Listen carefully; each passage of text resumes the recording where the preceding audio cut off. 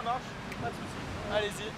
Atteinte d'une maladie génétique, la rétinite pigmentée, Claudie est aujourd'hui quasiment aveugle. Pourtant, il s'apprête bien à aller surfer. Ah, ça va être tranquille. C'est pas trop gros en fait, il y a que des mousses, ça va être peinard, il n'y a pas trop de courant apparemment en plus. Et l'eau est super bonne en plus. Là c'est parti pour un tour. Quand on ne voit pas la planche, le plus dur c'est de trouver l'équilibre. Alors une fois debout, on échappe le temps d'une vague au handicap. Un sentiment c'est une sorte de liberté où je fais un sport une activité du moins qui n'est pas adaptée aux personnes malvoyantes. Et je peux le pratiquer comme une personne valide en fait. Une pratique impossible sans l'encadrement d'au moins 2 personnes, l'une au départ de la vague, l'autre à l'arrivée. Aujourd'hui, c'est Andy, un des espoirs du surf français, qui assure la sécurité et il n'en croit pas ses yeux.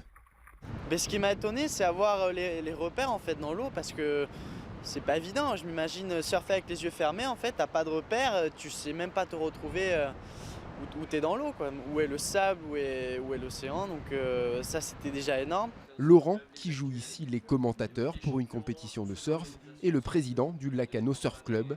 Il a lui aussi été bluffé par Claudie. Avec son association Sea Surf, ils ont organisé en juin dernier une journée d'initiation pour 8 non-voyants et malvoyants. On a vécu une journée, on va le dire, exceptionnelle, parce que ça a été un échange entre des moniteurs de surf qui découvraient le handicap visuel et des gens qui n'avaient jamais, pour certains, mis les pieds dans l'eau, en tout cas l'océan. Et du coup, on a eu un échange incroyable durant toute une journée. Claudie et son association organisent fin septembre une deuxième journée d'initiation avant de se lancer dans un nouveau projet, un voyage à Hawaï à la fin de l'année, à la rencontre d'un autre surfeur aveugle.